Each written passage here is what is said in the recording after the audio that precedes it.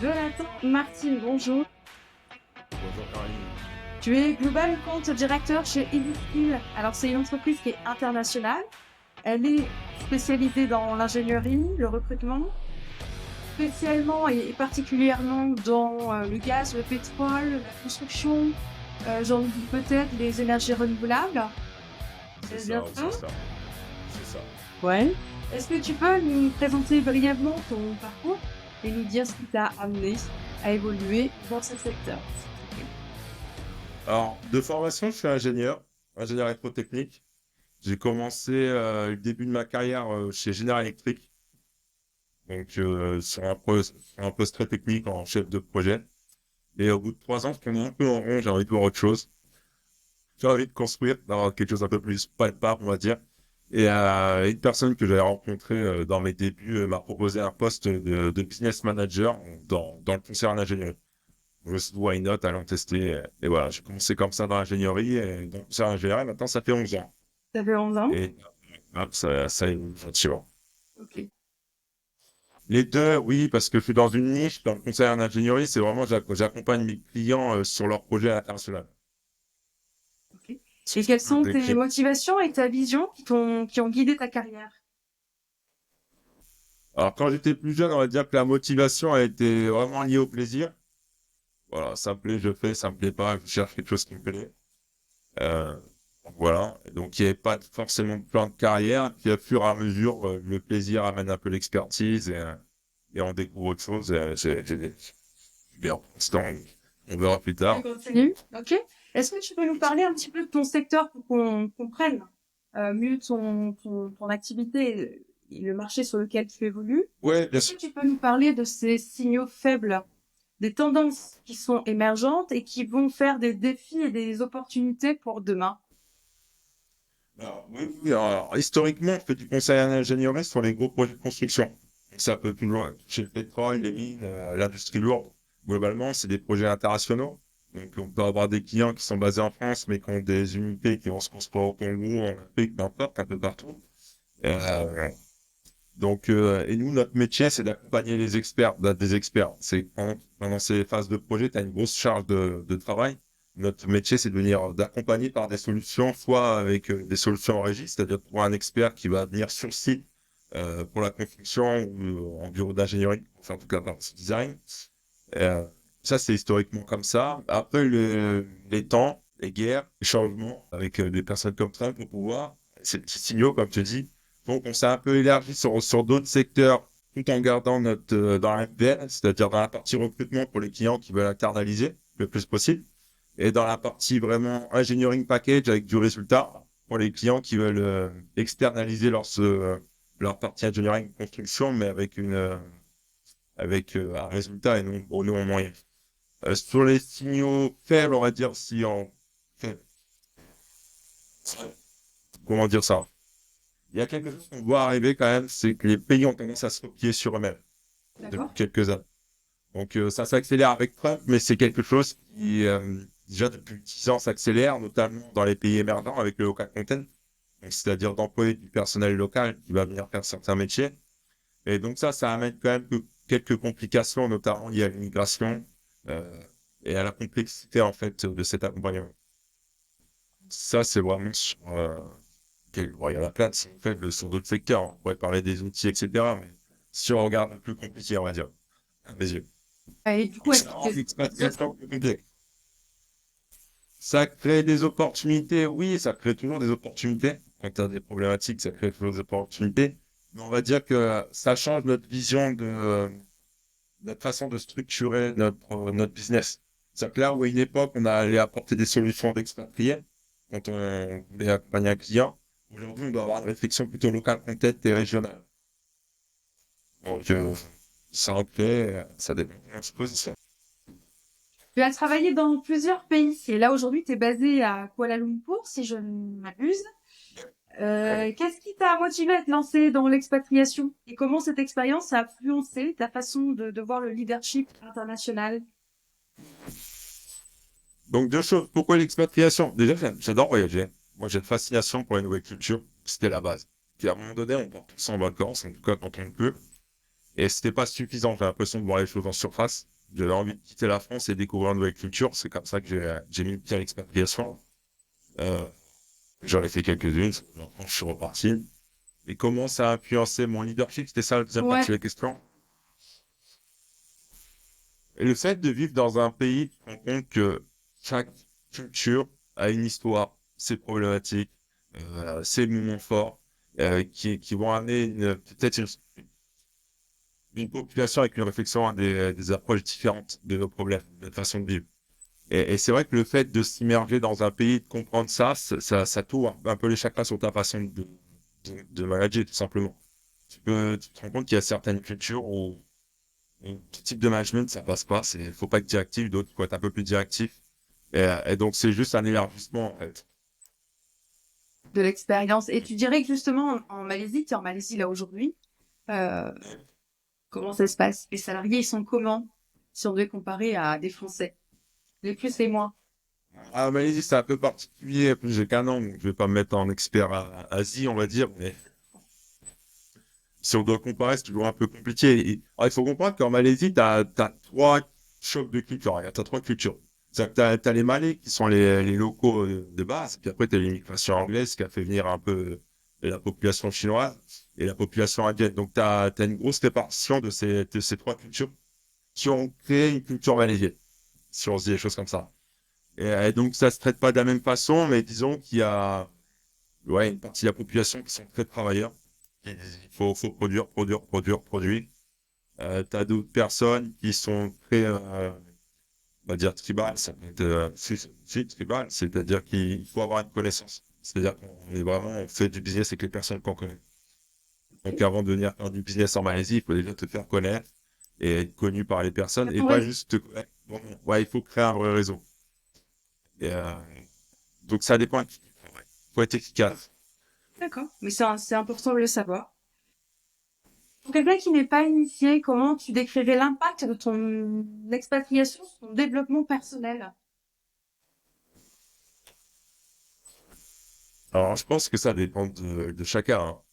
Moi personnellement, ça va ramener un peu d'humilité quand même. Un peu beaucoup. Ça se voit pas forcément en apparence,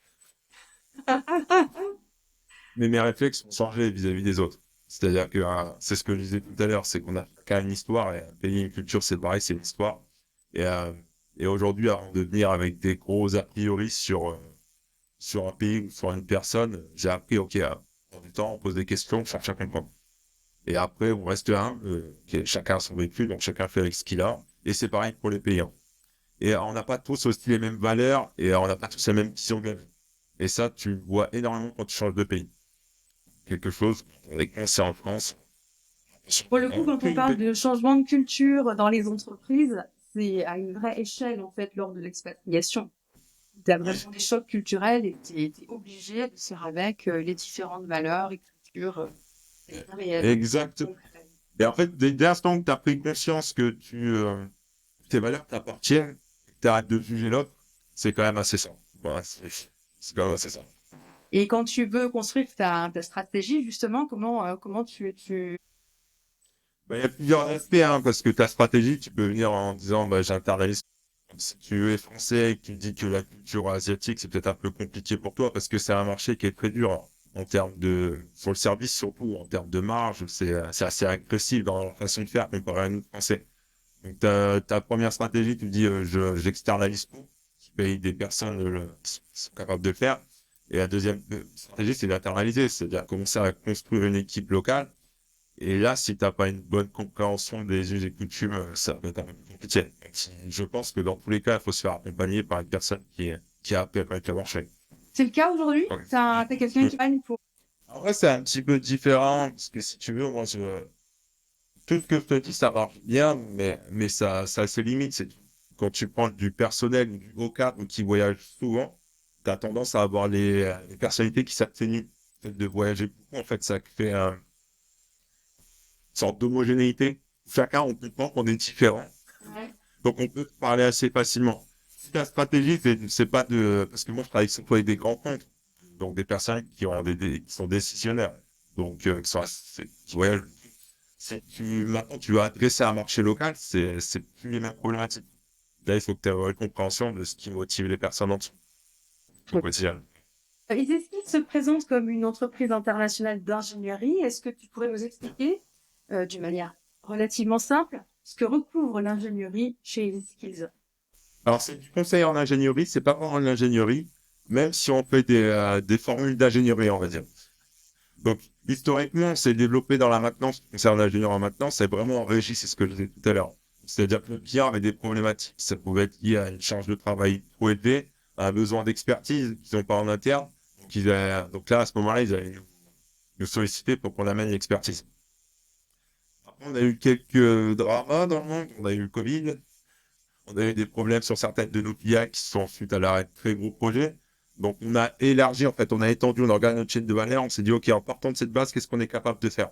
Parce qu'on a des clients qui veulent internaliser pour des questions, d'autres qui veulent réduire les coûts, et d'autres qui veulent externaliser pour maîtriser leur coûts. C'est pas la même approche. Donc, sur la partie internaliser les coûts, réduire les coûts, en fait, le plus simple, c'était de sortir notre compétence sur tout ce qui va être immigration. Donc, on a une offre qui est liée à l'immigration, donc qui est vraiment une offre pure service. Tu as un projet, tu pars en Papouasie, comment faire l'immigration, et s'en occupe, toute la partie compliance. Tu as la deuxième partie qui était liée au recrutement, qui faisait partie de la base de cœur de métier, parce qu'il faut qu'on trouve les ressources. Donc là, on fait vraiment du recrutement. Le poste, c'est assez connu. Et tous les clients qui étaient plutôt sur la maîtrise de coûts, qui font du work package, on a développé des offres avec nos consultants qui vont aller autant du dépouillement d'appels d'offres. Souvent, on a des clients qui disent, OK, on a plein de documents, on ne sait pas comment les analyser. Nous, on monte une équipe contract ou à l'ingénierie de base sur du basic design.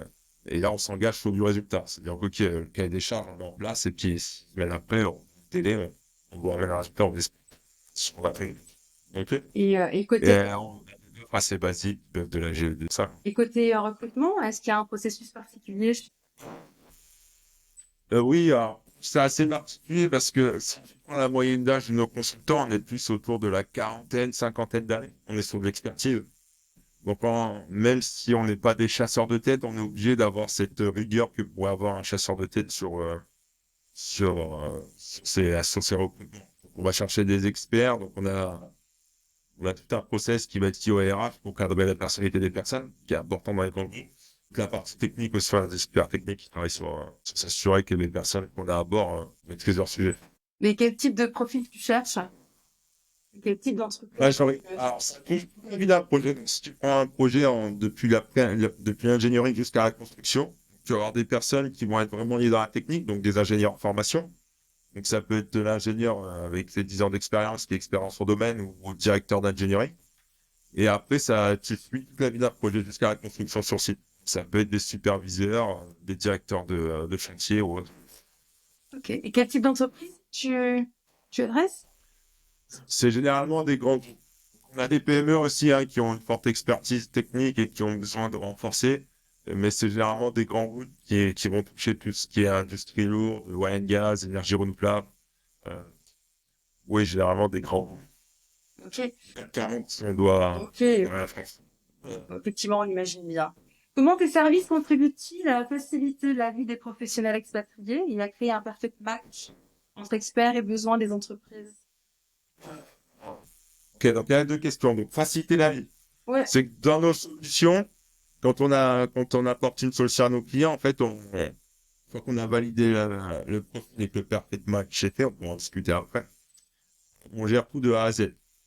Depuis la validation du profil, contractualisation, logistique, immigration, compliance. Donc, finalement, l'expatrié n'a pas besoin de faire ses recherches. On l'accompagne tout le long. Il arrive presque dans un Airbnb certaines fois et ça. C'est assez simple pour lui. Après, le perfect match, c'est pas une question de candidat, c'est aussi une question de client. C'est un peu plus complexe, hein, c'est un idéal chez lui. Bien sûr. C'est un peu plus complexe à faire. Donc, ça, c'est d'assurer que la problématique ou le besoin client est bien défini, de bien comprendre les enjeux du client dans l'environnement dans lequel il va évoluer, et puis de s'assurer que la personne en face l'a déjà fait. C'est pour ça que ces temps sont généralement déjà une expatriation, déjà experts dans leur domaine.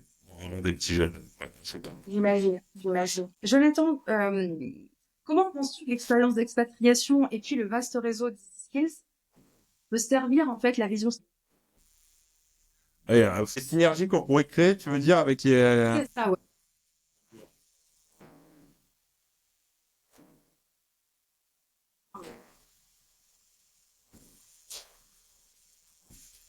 Ok.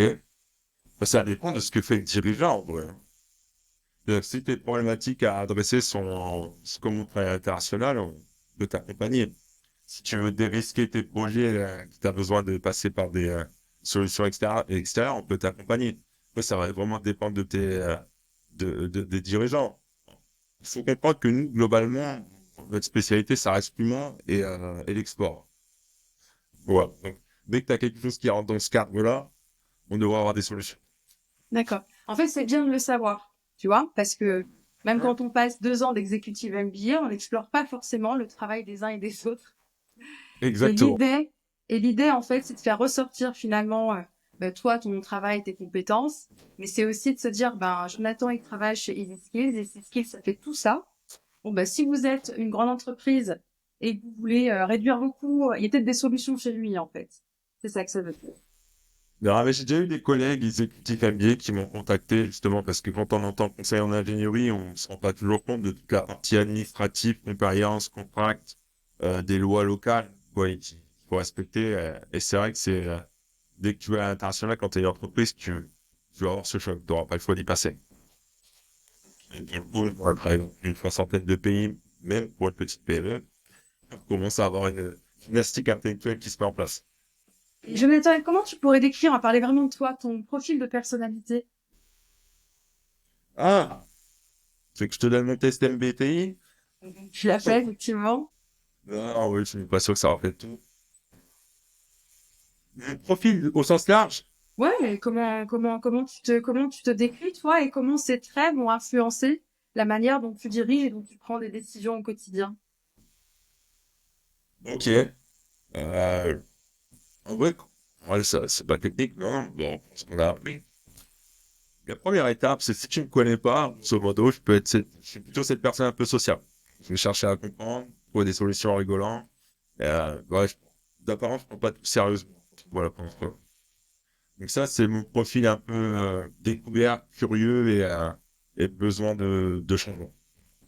Après, si tu regardes dans le travail, dans ma façon de faire, il y a quand même trois étapes à TI, c'est même de ce test. C'est pas fait Tes longtemps. modes de... Donc, tu as des modes de fonctionnement. Moi, j'ai un mode hyper sociable, empathique, qui cherche à trouver des solutions, très analytique. Ça, c'est mon premier mode. Deuxième mode, toujours très analytique, mais un peu plus combatif. J'aime pas bon, quand il n'y a pas de solution, ça me stresse. Un peu plus combatif. Et le troisième mode, c'est ça, y est, un peu moins sympathique, très calme, très analytique. Et pour ça, voilà, faut arrêter de rigoler. Et donc ça t'aide dans ta vision et dans ton quotidien pour diriger. Ça m'aide dans mon quotidien de le comprendre. Exactement. Voilà, de le comprendre parce que tu peux activer, entre guillemets, pas tes modes, mais en fonction des personnes avec qui tu parles, ça faire attention. Le C'est but, bien c'est de pas se de passer. comprendre et puis c'est bien finalement de le faire comprendre aux autres, de pouvoir expliquer qui on est pour que les autres puissent adapter aussi leur fonctionnement, Exactement. comprendre comment communiquer avec toi pour obtenir des résultats. Et inversement, le fait de connaître les personnes avec qui tu parles, ça, c'est mon vrai problème, la problématique de base, quand j'ai rejoint la MD, on n'a pas parlé, mais c'était la communication. J'avais meilleur ma communication. C'était vraiment ça. Ouais, le point central. Et le fait de comprendre son fonctionnement et surtout celui des autres, ça te permet aussi de t'adapter et de pas surréagir à des situations. Donc ça, si tu veux, t'as une expérience qui te permet de palper un petit peu ces problématiques. Mais après, le fait de mettre des mots dessus, c'est quand même plus efficace. Et cumuler l'expatriation, je trouve que ça fait en fait des profils très puissants dans les entreprises. C'est ça. Moi, j'espère. Et justement, ton profil, comment il peut aider à instaurer en fait une culture d'entreprise qui va être positive? Ah, dans ma nature, en fait, je suis assez optimiste, moi, sur l'avenir. Ouais. Ça, voilà. Donc, quand je vais de l'avant, en fait, je cherche juste des solutions optimistes, positives. Le fait C'est quelque de, chose que tu insuffles aux équipes? ouais, je sais pas si je l'insuffle tout le temps parce que mon physique n'est pas adapté à mon mode Il faut dire à tout le monde que tu es quelqu'un de très grand. très grand. Et oui, des fois on rigole un petit peu, ça est détendu comme aujourd'hui. Des fois c'est un peu plus sérieux. Et je sais pas si bien c'est content. En tout cas, ceux qui connaissent le comprennent. Donc je suis là pour faire avancer les choses et de façon positive pour tout le monde. J'ai pas envie d'égarer la moitié des personnes quand j'avance. Donc ouais, c'est plutôt ma dynamique. Avec donc plus de 15 ans d'expérience à ton actif, quelles leçons et... Techniquement un peu plus. Pardon? Un peu plus. Techniquement un peu plus. J'ai été jeune manager chez Quick en étant étudiant. Très, très, Pendant très bonne formation. Mm. Les gens qui peuvent faire Quick et McDo, c'est une très, très, très bonne école de la vie. C'est ouais. Quelles leçons essentielles tu retires de ton parcours finalement? Alors, si c'est pas chez c'est peut-être chez Quick, mais quels conseils Non, non. tu donnerais à ceux Globalement, qui veulent entreprendre ou partir prendre une direction à l'international? bon, moi, je reste convaincu que tout est possible hein, quand on y met un peu l'énergie. Peut-être pas à court terme, mais à long terme, si on arrive à se projeter assez loin sur ce qu'on veut devenir ou ce qu'on veut faire, bon, je pense qu'il n'y a pas de produit. On dira Elon Musk, c'est sûr, pour être réaliste, mais tout est possible. Donc, le conseil que je donnerais, si je dois en donner un, c'est vraiment d'avoir des objectifs à très long terme. Mais sur tous tes plans de vie, pas uniquement sur ta carrière. J'ai jamais eu de plan de carrière dans l'absolu, mais je savais où je voulais finir à 50 ans. Là, c'est pas un plan de carrière. Et le fait de voir très loin, c'est un peu comme ta conduite. À un moment donné, ton corps, il va réagir avec des automatismes pour t'y amener. Et ouais, c'est ça. Voir très loin et mettre... Persévérance, apprentissage, c'est peut-être des choses qui peuvent... Ouais. Bah, en vrai, la persévérance, ça vient avec ce que je te dis. Je sais pas si t'as besoin de traits de caractère pour aller quelque part, mais bien sûr que tu vois très loin, t'as des traits qui vont te permettre d'y aller. Donc moi, dans mon cas, c'était peut-être un peu la persévérance, le fait que je sois un peu plus autodidacte que la moyenne, je cherche toujours à comprendre tout ce que je fais. Donc j'ai développé des qualités pour m'y aller. Mais le fait de voir très loin, je pense que c'est un peu ouais, c'est un peu ce qui m'a permis d'avancer. Bah, je sais pas, t'as pas une anecdote à nous raconter là sur quelque chose, enfin, sur un obstacle, sur PC? Ah, des obstacles. Alors, est-ce qu'on peut parler d'obstacles? Non, mais ouais, j'ai des petites anecdotes. Notamment quand tu voyages, tu sais, sur ces différences de culture. Ah, quand j'étais plus jeune, j'allais tout le temps en Congo, tous les mois, pendant une semaine. Donc, tous les mois. Et donc, j'étais un jeune sales. Donc, j'avais tous mes clients en cible. Ah, donc, comme tout le monde, j'allais voir mes clients, j'avais mes prospects cibles. Et j'étais coincé avec un client. Je peux citer les noms, quoi. Un prospect, plutôt. Ouais. Bon, c'est chaud. Voilà. C'était un prospect que je voulais rencontrer, ça faisait partie de ma liste. Et j'avais beau essayer tous les mails. T'essayes les mails, tu sais, souvent, quand tu veux essayer de contacter une personne, tu prends son nom, prénom, en base, et ça marchait pas. Le standard, ça marchait pas. C'est vraiment rien qui marchait. Moi, j'avais pas de trick. C'est-à-dire, quand je voyage, je prends toujours le même chauffeur, toujours le même hôtel, je prends toujours le même endroit, sauf si j'ai un rendez-vous client. Ça me permet d'avoir mes grands repères. Et Patrick, c'était mon chauffeur, j'ai changé son prénom. Je sens que ça Mais fait surprise. Bien, et Patrick, c'était mon chauffeur. Et après, au bout de quelques mois, tu passes toutes tes journées avec lui dans la voiture à passer d'un client à un autre, on apprend à se connaître. Et c'était un sacré personnage. Et à chaque fois, toutes les fins de semaine, je lui donnais un petit pourboire, et puis je le revoyais le mois d'après, et ainsi de suite. Et il voyait que je peignais avec Chevron. J'arrivais pas à voir des personnes chez Chevron. Et pourtant, j'allais taper au standard pour essayer de voir personne, j'étais jeune. Et puis finalement, un jour, Patrick, il me dit, mais si tu veux, j'ai tonton qui travaille chez Chevron, je peux te le présenter. J'ai mon tonton qui travaille chez Chevron. Donc j'ai passé tous mes obstacles et en fait le tonton de Patrick, donc en Afrique tu as ce concept de famille élargie, je sais pas si ça doit te parler, on en a parlé un petit peu. Donc c'est-à-dire que c'est important la famille. Et c'était vraiment son tonton et il était responsable, ouais, c'était un haut responsable. Donc j'ai pu rencontrer Chevron. Alors j'ai pas dit qu'on n'a pas signé avec à la fin parce qu'il n'y avait pas de business à faire entre guillemets. Et le fait de ne pas avoir abandonné et d'avoir parlé de mes problèmes aussi avec des personnes, pour se dire, Et alors, ouais, j'aime bien. je salue cette façon d'être, parce que c'est pas forcément une stratégie qui est calculée, mais négliger personne, c'est extrêmement important pour entretenir un réseau ou le construire, quelle que soit l'échelle où se trouve la personne. C'est bien, voilà, parce qu'effectivement, tu vas avoir des belles surprises. Ouais, mais moi, cette expérience, ça a été une leçon de vie, hein. Parce qu'après, j'ai changé quand même, pas changé, mais si tu veux, quand tu pars jeune sales, fraîchement recruté au bout d'un an, tu vises certains profils parce que tu veux vendre tes services. Et à un moment donné, j'ai compris qu'en fait, bah, le concept de famille est large. Et j'ai compris que c'était important de comprendre la culture. Donc maintenant, à chaque fois que je voyage dans un nouveau pays, pour rencontrer des clients, il y a deux personnes avec qui je parle tout le temps, c'est le chauffeur et la personne qui est à l'accueil. Tout le temps. Pourquoi? Parce que déjà, ils vont donner un peu la culture du pays en question. Dire, ah, ça se fait pas ça se fait sans plus. Moi, je travaille dans des pays émergents en plus. Et de deux, ils sont capables, en fait, dans les bouche à oreille, de trouver des contacts que j'ai peut-être pas loin. Et ouais. Donc, Donc, de la c'est surprise. dur, hein. Et ils sont contents de te rendre Ouais. service, ça c'est formidable. Et c'est- Pour Exactement. conclure, Jonathan, quel message tu aimerais adresser à à nos auditeurs? En l'occurrence, ils peuvent être expatriés en quête d'opportunités, cadres dirigeants, ils peuvent être exécutifs MBA ou entrepreneurs.